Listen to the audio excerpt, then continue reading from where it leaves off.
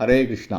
தெய்வத்து ராச பக்தி வேதாந்த சுவாமி ஸ்ரீல பிரபுபாதர் விரிவான பொருளுரைகளுடன் அழிய ஸ்ரீமத் பாகவதம் காண்டம் 3 பகுதி 1 பராமரிப்பு அத்தியாயம் 12 குமாரர்கள் மற்றும் பல்லோரின் படைப்பு பதம் 11.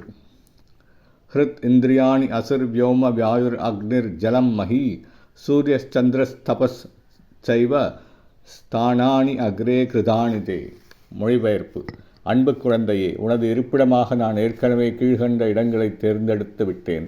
அவை இதயம், புலன்கள், மூச்சுக்காற்று, வானம், காற்று, அக்னி, தண்ணீர், பூமி, சூரியன், சந்திரன் மற்றும் தவம் முதலியவை ஆகும்.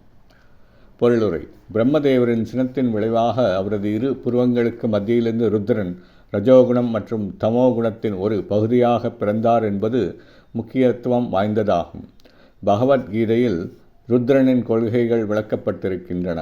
காமத்தில் விருப்பம் இருந்து பிறப்பது குரோதம், சினம் ஆகும். இது ரஜோகுணத்தின் விளைவாகும்.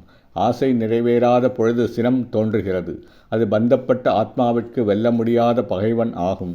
மிக கொடியதும் எதிரியுமான இக்காமம் எல்லாம் தானே என்று நினைக்கும் ஒருவனது ஆணவம் அல்லது அகங்காரமாக வெளிப்படுகின்றது. இது போன்று முற்றிலும் ஜட இயற்கையின் கீழ் இருக்கும் ஆணவம் பிடித்தவனை பகவத்கீதை மூடன் என்று வர்ணிக்கிறது. இவ்வாணவமானது இதயத்தில் ருத்ர கொள்கையின் வெளிப்பாடாகும். அங்கிருந்துதான் குரோதம் பிறக்கிறது. இதயத்தில் பிறக்கும் சினம் பிறப்புலன்களான கண்கள், கரங்கள், கால்கள் போன்றவற்றின் மூலம் வெளிப்படுகிறது. ஒருவன் சினங்கொள்ளும் பொழுது அச்சினத்தினால் அவனது கண்கள் சிவக்கும். சில வேளைகளில் கைகளை பிசைவதும் கால்களினால் நிலத்தில் உதைப்பதும் கூட உண்டு. இவ்வாறு வெளிப்படும் ருத்ர கொள்கைகள் அங்கு ருத்ரன் இருக்கிறார் என்பதை உறுதி செய்யும். ஒரு மனிதன் ஆத்திரங்கொள்ளும் பொழுது மிகவும் வேகமாக பெருமூச்சு விடுவான். இவ்வாறு ருத்ரன் அப்பெருமூச்சில் தன்னை வெளிப்படுத்துகிறார். வானத்தில் மேகங்கள் திரண்டு இடிக்கும் பொழுது, காற்று மிகவும் வேகமாக வீசும் பொழுதும் ருத்ர கொள்கை வெளிப்படும். மேலும் கடல் நீரானது காற்றினால் சினம் உறும் பொழுது அது ருத்ரனின் இருண்ட தன்மை உடையதாக தோன்றும். அது சாதாரண மனிதனுக்கு மிகவும் அச்சந்தருவதாகும். நெருப்பு பற்றி எரியும் பொழுது ருத்ரனின் இருப்பினை புரிந்து கொள்ளலாம். வெள்ளம் பெருகி வரும் பொழுது அதனை ருத்ரனின் தூதன் என்று நாம் புரிந்து கொள்ள வேண்டும். பூமியில் வாழும் சில விலங்குகள் தொடர்ந்து ருத்ரனை நினைவுறுத்தி கொண்டே இருக்கும். பாம்பு, புலி, சிங்கம் போன்றவையெல்லாம் ருத்ரனின் வெளிப்பாடுகளே. சூரியனின் வெம்மை மிகுதியினால் வெப்புநோய் ஏற்படுவதுண்டு. அதுபோல் சந்திரனின் கடுமையான குளிரினால் மரணமும் சம்பவிப்பதுண்டு. தவத்தின் செல்வாக்கினால் சக்தி பெற்ற முனிவர்கள் உண்டு.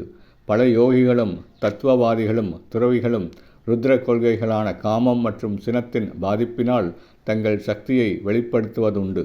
மாமுனிவரான துர்வாசர் ருத்ர கொள்கையின் பாதிப்பினால் மகாராஜா அம்பரீசருடன் சண்டை செய்தார்.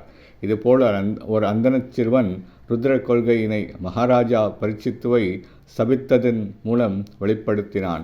முழுமுதற் கடவுளுக்கு பக்தி தொண்டு புரியாத சிலர் ஆத்திரமான கொள்கையினை வெளிப்படுத்தும் பொழுது அச்சினங்கொண்ட மனிதர்கள் தங்களது உயர்நிலைகளில் இருந்து கீழே விழுகின்றனர். மாயாவாதியின் துக்கத்திற்குரிய வீழ்ச்சியானது தானும் பரம்பொருளும் ஒன்று என்னும் அவனது நியாயமற்ற கோரிக்கைகளாலே ஏற்படுகிறது. ஹரே கிருஷ்ணா.